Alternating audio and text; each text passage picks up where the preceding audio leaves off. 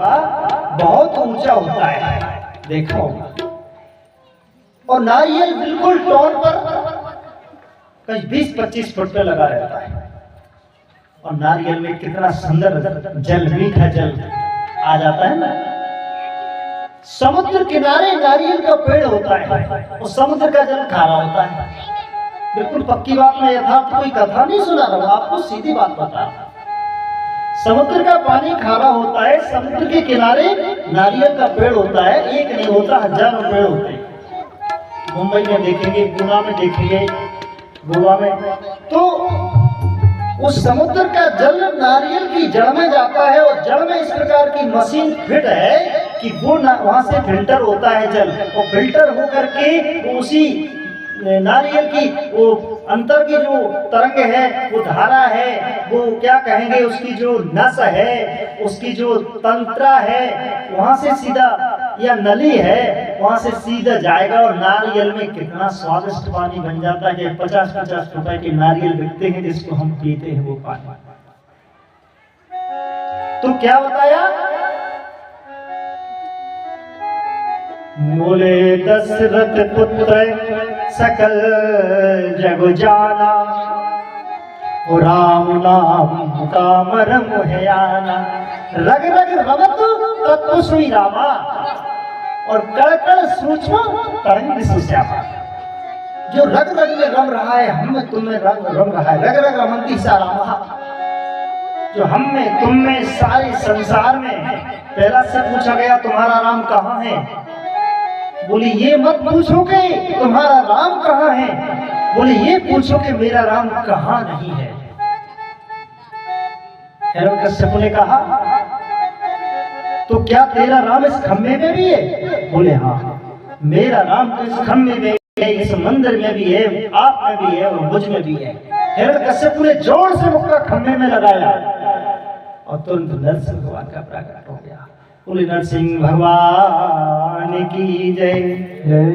आज पूछ रहे हैं कि बताते हैं कि दशरथ जी के पुत्र राम हैं, क्या वही राम है? प्रभु श्री राम की अपर को चाहे जगत त्रिपुरा, सत्तु धाम संकल्प तुम सुकहो विवेक विचार, कि जैसे मिटे और प्रेम भारी वैसे।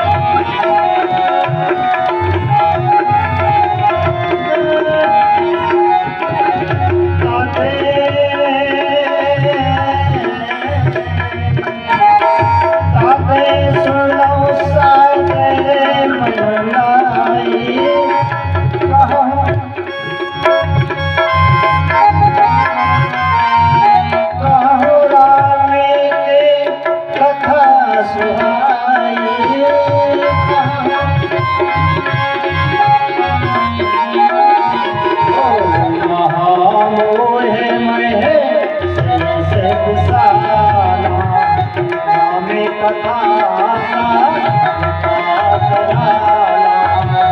राम कथा